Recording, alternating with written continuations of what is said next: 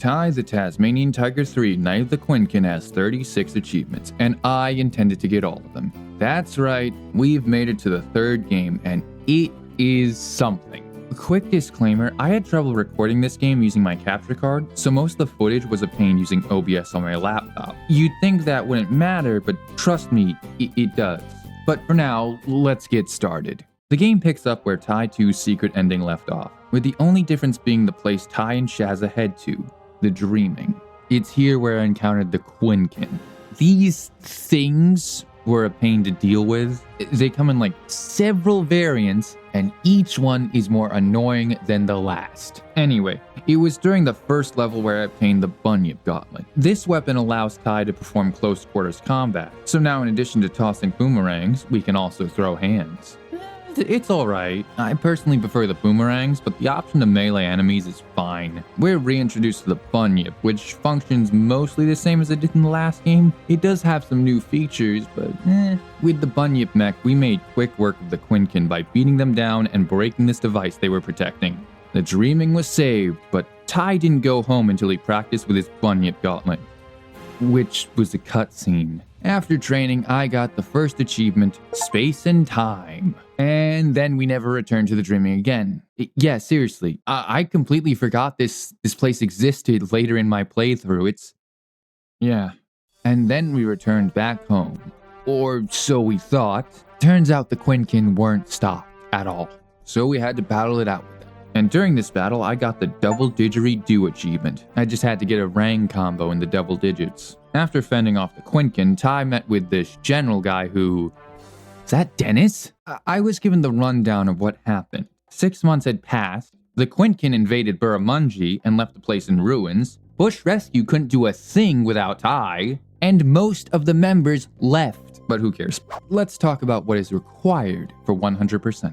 There are 29 missions, 40 bilbies, 120 picture frames, 30 chromium orbs, 10 Gooboo berries, find Steve 6 times, 6 Bunyip upgrades, and 7 rangs for 100%. The only notable stuff are the Bunyip upgrades and rangs, which both require opals to obtain. Everything else can be collected over the course of the game. The ranks have been slightly altered. Instead of ranks having specific uses, they have stone slots which change the rang's effect. I made sure to seek out each stone type because there's an achievement tied to it. But enough about that. The first order of business was to recruit the 3 members who left Bush Rescue: Murray, Julius, and Duke, who all left Bush Rescue during the 6-month period that Ty was missing.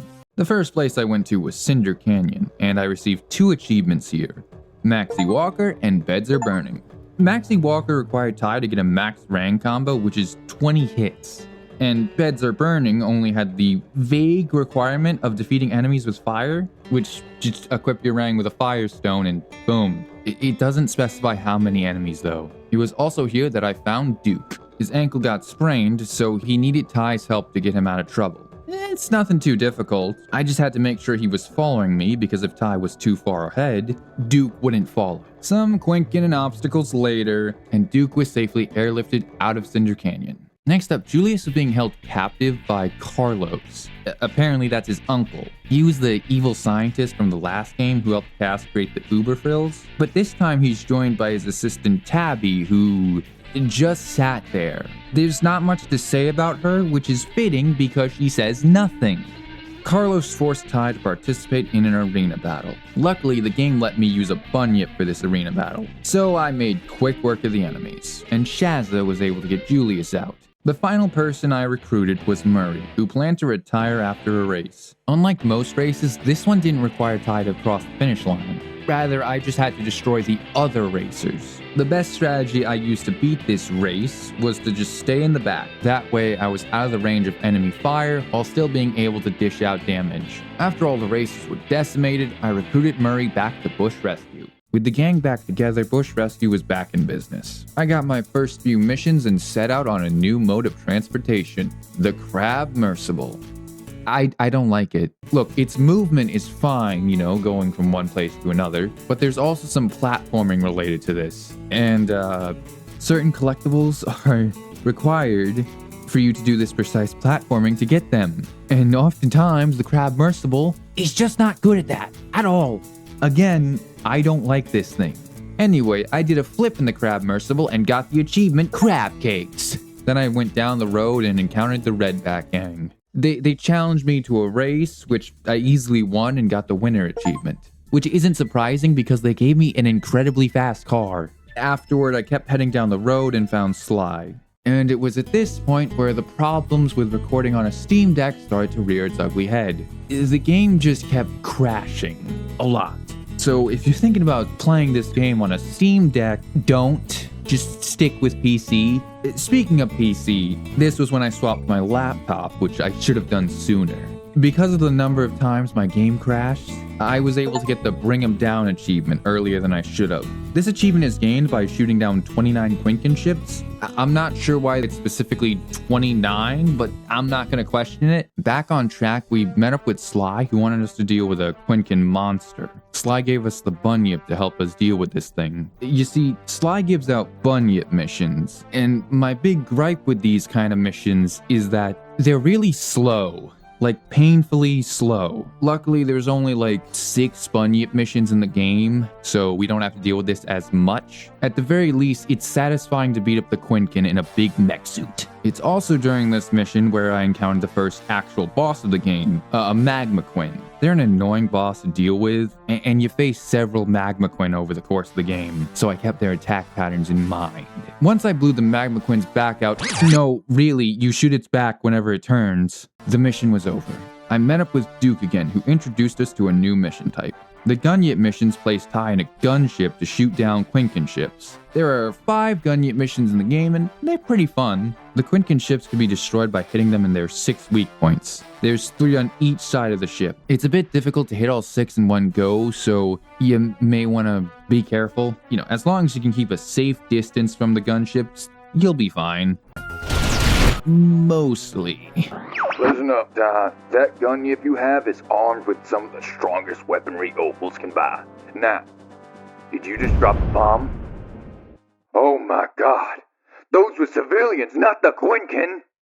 Instead of hitting those civilians, maybe Ty should have considered hitting that subscribe button. And once I took out all 6 of the ships, the mission was over. And with those 3 missions all done, Dennis then informed us about a deadly Quinkan called the Hexaquin. So without wasting another second and knowing full well of the wicked deeds this beast carried out, I swiftly ignored the call and went back to Burramudgee to buy some rangs. Remember, even if it's the apocalypse, you should never miss out on a good sale. After a quick shopping detour, I then went to go face off against the Hexaquin. And upon arriving there, surprise, the Hexaquin attacked. Look, I usually go over how the boss works, but no, those take up too much time. I'll say this, dealing with the Hexaquin was a little annoying at times, especially the part with the doors. I just had to hit the doors whenever the Hexaquin was over them, but the Hexaquin just knocks Ty in itself into this big open arena. Listen, the next few phases of this Hexaquin, it's just mostly all about just steering clear of its attacks, which you can say about any boss. Look, just jumping around, keeping away from this thing, it's nothing too difficult. I don't think this guy killed me once, at all. Yeah. After beating the Hexaquin, I got the Hexo Win achievement. Moving on, I went to Dead Dingo Marsh, but then the Quinkan kidnapped Shazza, and despite us giving chase, the Quinkan managed to escape. However, it's during this chase that we're attacked by a mysterious person in a mech. And, who am I kidding? It's Fluffy. Come on. Literally look at the mech. It's not even that big of a surprise. This mysterious mech is a boss. It's kind of annoying that it has a shield that prevents you from just wailing on it. That's just boring. The entire fight, I have to just walk away from it until the mech is vulnerable. It's a pretty meh fight because, I don't know, it's kind of annoying. Oh yeah, just wait till the boss's invincibility period is done with and then you can attack. It's boring. After that annoying boss fight, the pilot was none other than Fluffy. Who would have guessed, huh? And surprisingly, after that turn of events, Bush Rescue got in contact with Boss Cass, and now everyone has to work together to stop the Quinkan. Yeah, Bush Rescue and Boss Cass working together, who would have thought? It's not that surprising because the Quinkan are some freaky walkers, I'd probably team up with my worst enemy too if I just wanted to take those things out. And without wasting another second, I went over to Cassopolis, which is not what I was expecting it to be. Last game, I thought it was in like a whole different continent, but this game implies it was only a few miles away from Burramudgee. While in Cassopolis, I spoke to every NPC I could and got the social animal achievement. I spoke to Snappy, this old man, Sai, Shadow's daughter, this dancer lady, Bruce, this guy in a mascot suit. I've been stuck in this suit forever. I can't reach the back to find the zip. Fluffy, and Boss Cass. Another achievement I got here was the Rolling Thunder achievement. It's obtained by performing a dive bite 5 times in a row. The thing is, you can do this anywhere and at any point. Hell, I'd probably wager you can do this at the very start of the game. This could be your very first achievement if you really go for it. Right, back to missions. Cass asked Ty to turn the generators back on for the people of Cassopolis. Apparently, their entire power grid is sustained by these generators in this dangerous area.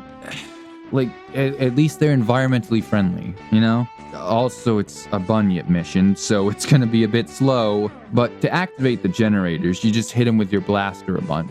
Despite activating all the generators, the mission isn't over. Just like the first Bunyip mission, there's a Magmaquin at the end of the level. The arena is smaller than the first level, but the fight can be handled the same.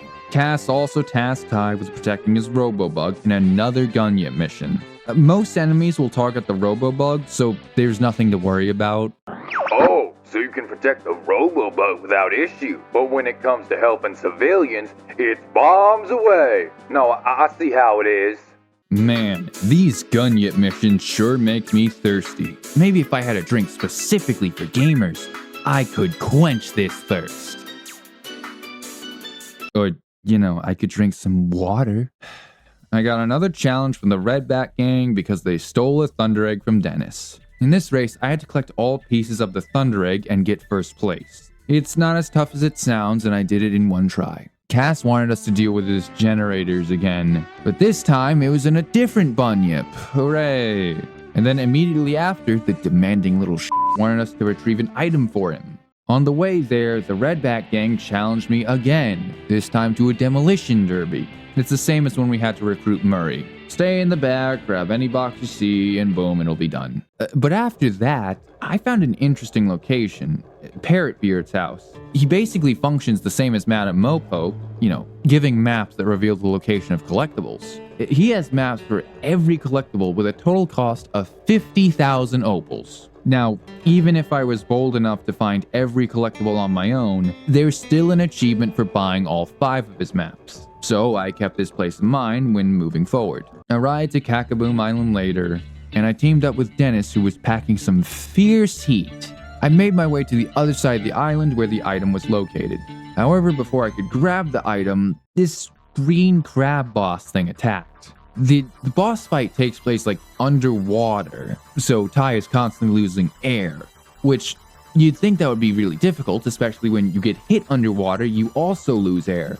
But, like, you can just swim up to get your air back. Like, if you're very diligent with your air, this boss fight is really easy. Painfully so. The crab wasn't exactly cracking me open. Wow. Even the crickets were silent. Afterwards, Murray had contacted us to tell us that Cassopolis was under attack by a fearsome Quinkan called a Dragonquin. Since the mission area was across from where Ty was brought back, I went straight over to face off against the Dragonquin, and the fight takes place in a Bunyip. Now, you'd think, like I said earlier, oh, FavoredCircle, you find the Bunyip missions really fun. Not this one. No. Yeah, this fight is, not fun. Like, there's often times where the Dragonquin is just moving away from you. You have to, like, catch up to it. You basically have to cut it off at times. And it's kind of annoying because the Bunyip is also very slow, okay? It's slow. My best strategy was to use the item boxes around the arena to get the missile power up, because that can actually lock onto the boss, making it easier to attack. With each phase that the Dragonquin goes through, the Bunyip heals back some health, so that's good. But after that boss fight, I got the Dragon Buster achievement. Oh, and Shazza was saved too. She was here. Shazza informed us the Quinking were planning something. But we also learned there was someone who knew how to beat the Quinkin, and they were somewhere in Gooboo Gully. Before I went over to Gooboo Gully, I went over to Cassopolis to grab some achievements. I bought one of the last Bunyip stones to get the complete set achievement, as well as getting the final Bunyip upgrade to receive the Arms to the Teeth achievement.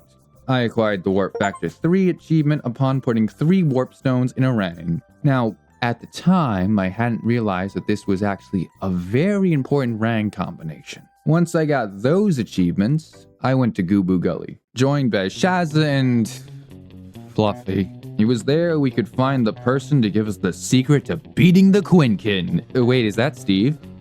Why are you running? Come back! Please! A restraining order can't beat my feelings for you! Eventually, we caught up with Gooboo Steve while taking out some Quinkin who were in the area. He told us the weakness of the Quinkin were the mythical Shadow Stones in the Shadow Rang. Ooh.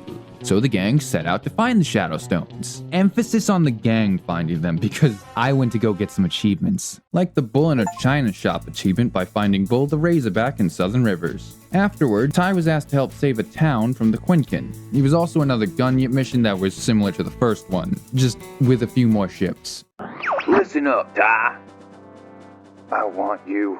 And then I went out to find the Shadow Stones and the Shadow Rang in Mount Boom. Once I got to Mount Boom Basin, I unfortunately had to work with Fluffy.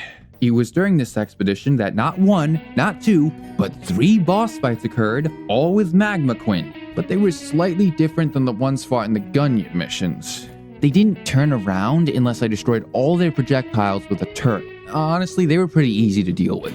Once that was all done, we'd found the Shadow Stones. Unfortunately, we didn't keep them for long as the volcano erupted, scattering the Shadow Stones all over Southern Rivers. So, getting back on the mission grind, I took on the last of Carlos's missions to get a Shadow Stone and the Fight Club achievement. I briefly went back to Cassopolis to buy a 3rd Magnet Stone, and got the achievement Animal Magnetism when I equipped the Rang with 3 Magnet Stones. This Rang combination can actually help Ty get collectibles that are out of his reach. Next up, I did another Bunyip mission, this time in Frozen Forest where Ranger Ken had found one of the Shadow Stones. When I arrived there, Ken was ready to hand the Shadow Stone to me, but it was snatched by this Quinn kid. We gave chase, but I was repeatedly ambushed by the Quinkin, who aren't much of a problem. One chase later, and the Shadow Stone was mine. Murray informed us that the Redback gang had stolen another of Dennis's Thunder Eggs, so I set out to get it back from them. But when I arrived there, it turned out the Redback gang also had a Shadow Stone. So we raced, I won, and both the Thunder Egg and Shadow Stone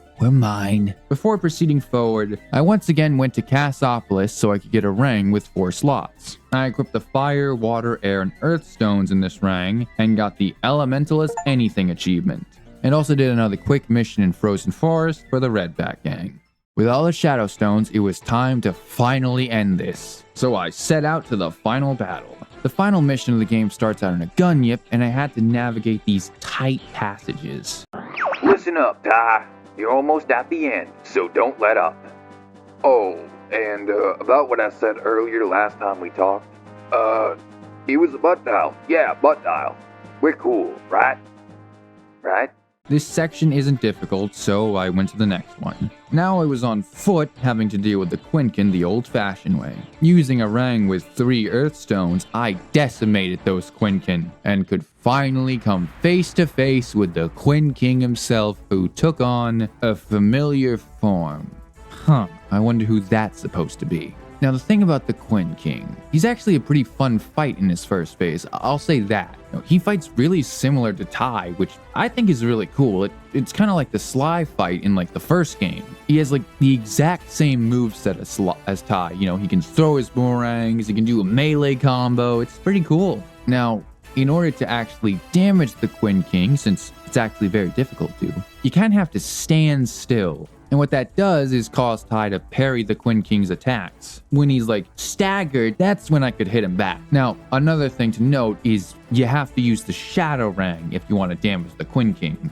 Any other Rang will do like chip damage to him. It's possible you could beat him with like a normal Rang, but it's not worth it. He'll also have a shield like later in the fight, but It doesn't really change much. In the last quarter of his health, he'll enter his true form, which, it's actually easier than the first phase, but it's kind of annoying with the missiles he keeps firing. Yeah. And the only time I could attack him was when he would roar, then I just hit him in the tail. And after doing that 3 times, the fight's over. Once the Quinking was defeated, I received the All Done, Top Bunyip, and Bush Rescue Forever achievements. Despite the fact we bested the Quinking, Boss Cass had other plans. He threatened to destroy both Ty and the Quinking in one fell swoop, leaving no one behind to stop him from taking over the world. Since Cass had restrained Ty's friends too, there was nothing we could do except accept our fate. Now if things were different, we could have been a team. No, we wouldn't. You know, Ty, still not too late to join us. You know, Fluffy, it's not too late to... What?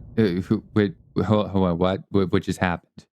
No, Fluffy isn't dead. Like, come on, this is a fake out. She's gonna pop back up. It's just gonna be a fake out. Come on, she's not, she's dead.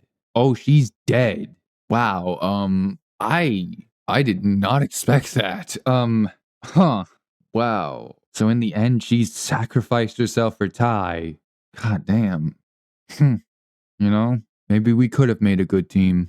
There was still plenty to do, so let's finish this for real. Starting in New Burramudgee, I traveled to each level, searching for whatever collectibles I left behind. During my grind to get the last few achievements, I got first place in all races and got the champion achievement. The last race I did was at the beach area, so I went over to Persevered Shack to buy the last map, getting the cartographer achievement. And it was at KakaBoom Island where I found the last collectibles to net 4 achievements. Are You Them, Gooboo A Go-Go, Happy Snaps, Family Reunited, and Chrome Orbison. I went to the shops to buy all the tie and vehicle skins to get the Rocking Lobster, War Painter, and Not Short on Shorts achievement. However, I wasn't done yet. I still needed to buy the last 2 rangs to get 100%. I decided that Cinder Canyon was the best level to do this grind. Each run through this level netted me 6,000 opals. During my grind, I obtained my 200,000th opal and got the You Can't Take It With You achievement. With 40,000 opals in hand, I bought the last 2 rangs, which got me the Chassis Chaser and Done and Dusted achievements. But as you all know, we're not done yet. The last 2 achievements are tied to hardcore mode. Look, I could already tell that this time, hardcore mode was not gonna be easy for me. For starters, the golden paw just isn't a thing in this game. So we're stuck with being at 4 hit points for the entire game. Despite my concerns with hardcore mode, I persevered and started the run. My biggest worries for hardcore mode was traversing southern rivers in the Crab Mercible and the bosses. The Crab Mercible can take a lot of damage if you're not careful, especially when you step on these mines, which do a whopping 5 damage. Keep in mind, the Crab Mercible has only 8 hit points. As for the bosses, they were a bit more difficult than the previous 2 games. I'll explain to you some tips that helped me out in this run. The first rang I bought was the Lasso rang, and I grabbed a water stone which was located in a tree in New Burramudgee. This allowed me to freeze my enemies, and with how fast the lasso rangs were, it made combat a cakewalk in the first half of the game. If I was ever on low health, I'd quit out the level to warp me back to safety and restore my health. I'd also recommend saving opals until you arrive in Cassopolis. When I was there, I bought 3 warp stones. You see, when you equip 3 warp stones in a rang, it makes Ty invincible most of the time. I say most of the time because if you're hit repeatedly, you'll actually receive damage. So I needed to be careful. Keeping this in mind, I treaded carefully in hardcore. One wrong move and I'd lose all my progress. I couldn't underestimate any obstacle like I did in Ty 2. Eventually, I found myself at the final mission. Prior to this, I went to grab the remaining collectibles, so I'd get the last 2 achievements at the same time. I flew through the Bunyip section, I tore through the Quinkan, and found myself face to face with the Quinking again. My strategy this time was to use a rang with 3 warp stones and wait for the Quinking to strike. Like I mentioned before, Ty would parry that attack, leaving the Quinkin open to being hit. During that period, I would quickly switch to the Shadow Rang and wallop him. I kept that up until the second phase. Like I mentioned before, the second phase is easy. After he fires his missiles, he'll roar. And after committing Quinkan regicide, I claimed the last 2 achievements. Horror movie, and it's a long way to the top. The credits rolled and I could finally relax. This whole thing was over and everyone could rest easy. Oh, wait, there's a secret ending. Carlos and his assistants recovered Fluffy's tail, so we might see her again. Well, Ty 3 was something else. Don't get me wrong, it's not a bad game. It's just not as good as the second. To its credit, the atmosphere was pretty interesting and had the potential to be a solid story. It's just held back by a few smaller issues. Regardless, I'd recommend this game. Thank you for watching, everyone. The video for the 4th Ty game will be up next week, so be sure to subscribe so you don't miss it, as well as leave a like.